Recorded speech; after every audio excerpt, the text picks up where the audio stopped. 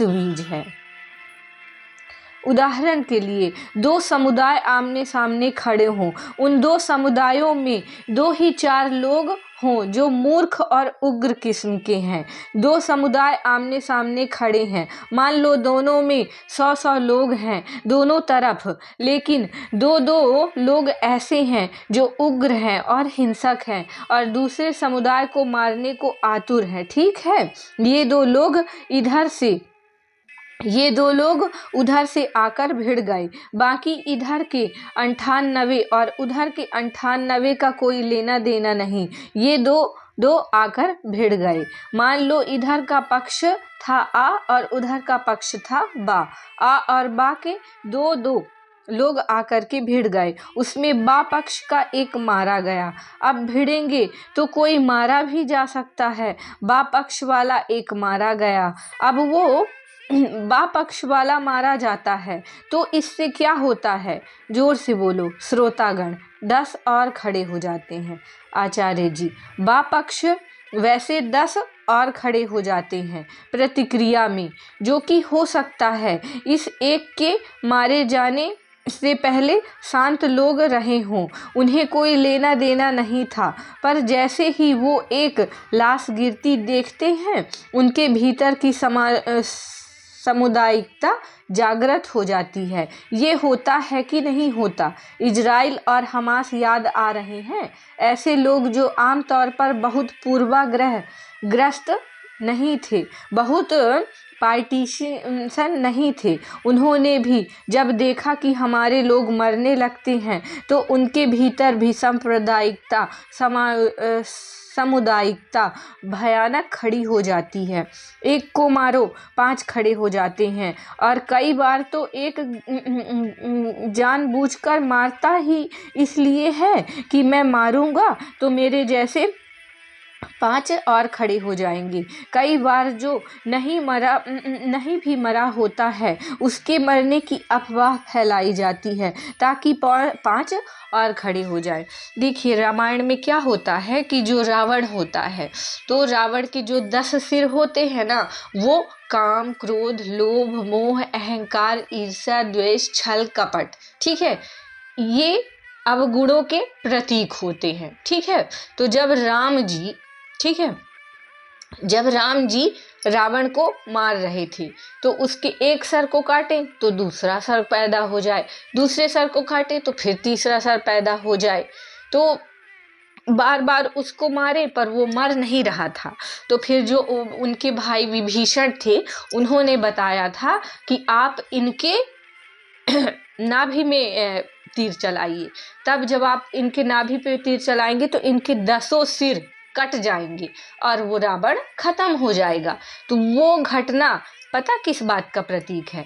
वो घटना इस बात का प्रतीक है कि जो हमारे विकार होते हैं ना, काम, क्रोध, लोभ, मोह, अहंकार, ईर्ष्या, द्वेष, छल, कपट, इन सब विकारों से हम बहुत परेशान होते हैं और हम उन विकारों को सोचते हैं कि खत्म कर दें, पर बिना आत्मज्ञान के, बिना नाभि में तीर चलाए। नाभि में तीर चलाने का मतलब जानते हैं क्या होता है? आत्मज्ञान होता है। जब इंसान को आत्मज्ञान होगा ना कि हम निर्विकार, निर्लिप्त, और निर्वाण षटकम में आता है कि हम कौन है। निर्वाण षटकम हम एक दिन उठाएंगे तो उसके बारे में चर्चा करेंगे। अभी आप देख लीजिएगा कि हम कौन है। हम चेतना है, हम आत्मा है। ठीक है, तो जब हम को आत्मज्ञान हो जाएगा तो ये जो 10 सिर है ना, वो अपने आप धराशायी हो जाएंगे। फिर उन विकारों को एक एक करके खत्म करने की जरूरत नहीं पड़ेगी। जब आपको आत्मज्ञान होगा तो अपने आप वो सारे गुण खत्म हो जाएंगे और आपका जो ईश्वरीय रूप है वो बाहर प्रकट हो जाएगा। रामायण में, महाभारत में जो सारी घटनाएं होती हैं, उसको जब आप आत्मज्ञान से, आध्यात्म जगत से जोड़ करके देखते हैं ना, तो हर कहानी से बहुत सुंदर सुंदर शिक्षा मिलती है। तो ये कमाल होता है आत्मज्ञान का। आत्मज्ञान बहुत बेनिफिशियल चीज है। ठीक है,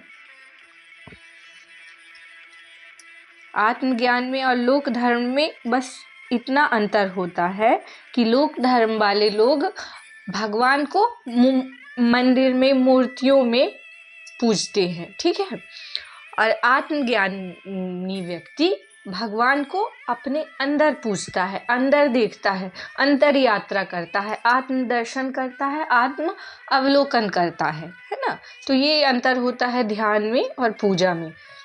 ध्यान में इंसान अंतर जगत की यात्रा करता है, आत्मा को देखता है, जानता है, समझता है। जो महात्मा बुद्ध ने किया था, है ना, वो ध्यान करते थे।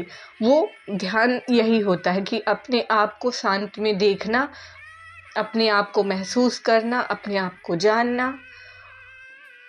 और वो जानने में ये जो रिचुअल्स हैं, मूर्ति है, वो बहुत सहायक होती है। ठीक है, जैसे कान्हा की मूर्ति है, जैसे हम कान्हा को देख रहे हैं, कान्हा को जान रहे हैं, फिर जब सब जान जाएंगे, कर लेंगे, फिर करने के बाद आपको पता चलेगा कि आप जिसकी पूजा कर रहे हैं वो तो आप स्वयं ही हैं।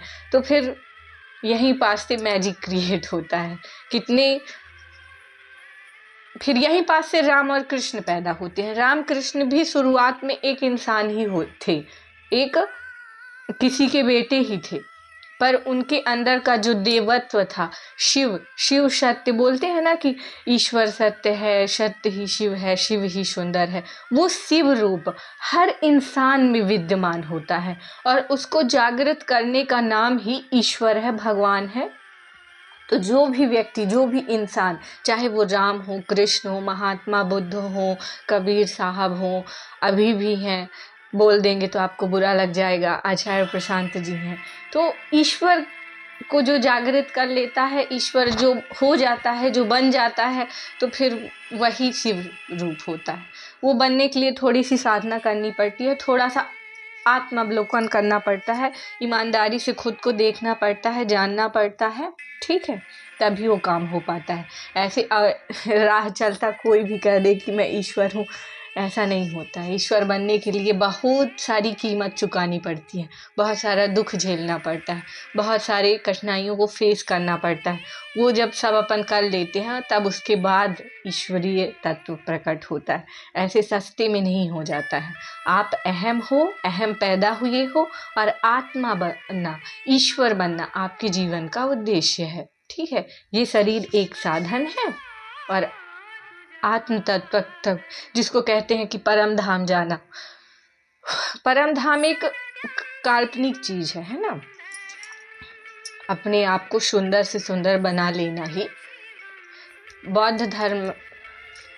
आप गीता सत्रों से जुड़िए तो शून्यता सप्तशती, भगवत गीता, अष्टावक्र गीता और बहुत बहुत सुंदर चीज़ें सत्रों में आचार्य जी के कोर्स में अवेलेबल है। और वो कोर्स मुश्किल से 100-200 का है। आप इनरोल कर लीजिए, आप गीता सत्रों से जुड़ जाइए, फिर आपको जो सुंदरता यहाँ पर मिलेगी तो फिर आप खुद ही हमारे जैसे कैमरे के सामने बैठ करके और गाने लग जाएंगे, वाह क्या अच्छा ज्ञान मिला। ठीक है, तो फिर आप खुद गाएंगे, पाओगे, गाओगे।